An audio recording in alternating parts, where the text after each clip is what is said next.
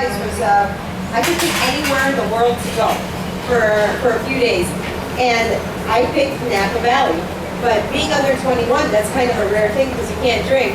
But I was always curious from the first time I stepped into culinary school, what that wine growing region, what it was all about, and the food and that whole experience there. And it's awesome because that's what you guys are doing right now. It's that whole experience of pairing wine and food. So I went with my mom, and I remember it was such an amazing thing. And that connection between the food and the wine, I fell in love. It was like serendipity. It was like my calling right there. And I said, that connection between the food and the wine has to happen in Miami somehow. And I find that in Miami, there's so many great restaurants. However, there's not a lot of warm restaurants with character. And like that warmth and that connection is lacking here. So I came back thinking, someday I want to open a place that's similar to the ones that you find out in Napa Valley in Miami. And there was, I guess, the conception of Chef Adrianne's Vineyard Restaurant and Wine Bar. The only thing was, how is a 20-year-old with no experience in the restaurant industry going to open a restaurant? But lo and behold, a couple years later, I get a phone call from Montel Williams, when Montel Williams was airing still, and said, hey, we want to fly you out to New York City to be on the show for, like, I think it was people under 21 who've done stuff, and I was the youngest cookbook author at the time. So when the show aired, the cookbook sales went through the roof, and that's how I was able to open up Chef Adrianne's Vineyard Restaurant and Wine Bar. By that phone call, you know. Yeah. So if you heard rumors, no, I didn't marry a rich guy, no, there's no investors in Chef Adrianne's, none. It's all the cookbook sales.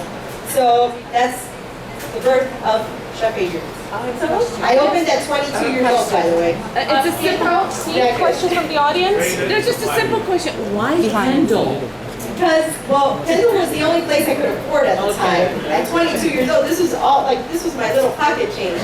But I live 5 minutes from the restaurant, and I basically live there. So if you're going to be the type of chef that's always at the restaurant, you can't fly across traffic. You can't do none of that. So and if you live in Kendall, there's no good restaurants out there. Oh yeah, and if you live in Kendall.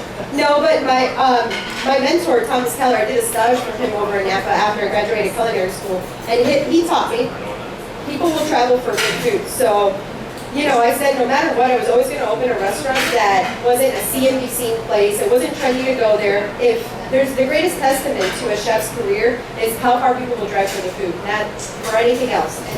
And that's always been kind of my mantra for everything I do. If people are driving to eat the food, that says something about what you do. Sure. Now I have a reason to drive all the way to Kendall. I am right behind you. I'm coming.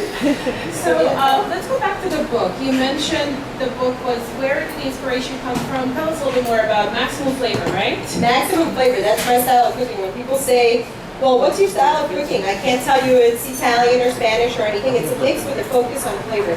So I kind of want you to, like, when you have this food, you either compare it to drugs or sex, two things. So, you know, that's kind of how it works. So you can only achieve that by hitting the maximum level. So my dishes are designed to alert all parts of your palate. Sweet, salty, bitter, sour, all of that. And then of course umami as well. So back when I was competing, as I was winning, people were like, okay, this is kind of strange. How are you winning? What are you doing to the panel of judges? Because this is, you know, I was always like the only girl competing as well. And I was competing against these guys that were so into their stuff, like a lot of molecular gastronomy, things like that. And I was not doing any of that, so how was I winning? And the answer was the flavor. Because at the end of the day, we never crave, I always say this, like we never crave weird things. We crave things that our palate creates a memory. And if it tastes great, we're going to remember it, and then we're going to crave it later on. So that's what Maximum Flavor is. It's a collection of all my winning recipes, like during that age bracket. So is there a number 2 coming out? There's a 2, and it's based on the restaurant, the opening of the restaurant, driven by flavor, fueled by fire. Now we're working on a 3rd one. Oh, the 3rd one. Yeah. And we can expect the 3rd book. Well, this summer is we're working on it during the summer, so we're hoping to hit the holiday time. Fantastic. And let's go a little back to the early beginnings, maybe even before the age of 12, when she first tried to make money out of it. So, and you succeeded, Yeah. and then the school said no more of that. No. Yep. So, what did you grow up with mom or grandma or father in a kitchen? What was the influence to get you to the good food and just cooking and get you into the kitchen? Well, first off, I come from a Cuban family, so anything is an excuse to party and eat. So it's like, it's not just the birthdays and the holidays. It's like, oh, they learned to tie their shoe. Okay, get out el lechon type of thing, So that's kind of how it was. And I was always around food, and I'm a fat kid that when everybody was playing outside, I was running inside to get a snack from my mom, and I would set the table for dinner because I wanted dinner to come, that was me. So that's how it all started. I was always obsessed with food. Is it the food or the ingredients, or now we're going back to the actual experience, right? Or everything together, a mixture? Mixture, everything, and it made me feel good, just how everyone was around food. Everyone was always happy around food. Think about it. You're always celebrating, you're drinking, you're having a good time. I'm always smiling when I'm eating. There you go. That's for sure. Yeah. And what do you would say, like, if you had to go back to the age of setting up the table, what was your favorite night? What was the meal that you were anticipating and just couldn't wait for? No, that was all the time. That was me all the time, every day, all day, every day. What is she doing? What are you doing now? Right now, I'm prepping. Your next course is a sweet potato bisque, and it's topped with crispy Spanish chorizo, and I'm going to heighten the flavor of the smokiness in it. So we're going to apply some hickory wood to it. So you're going to see, I don't want anything to be overpowering in the sense of I'm not going to smoke the soup or extra smoke the chorizo, but the aroma is what's going to get you. So that's what this is smoking gun, by the way. Smoking gun. Yeah. Smoking gun. All right.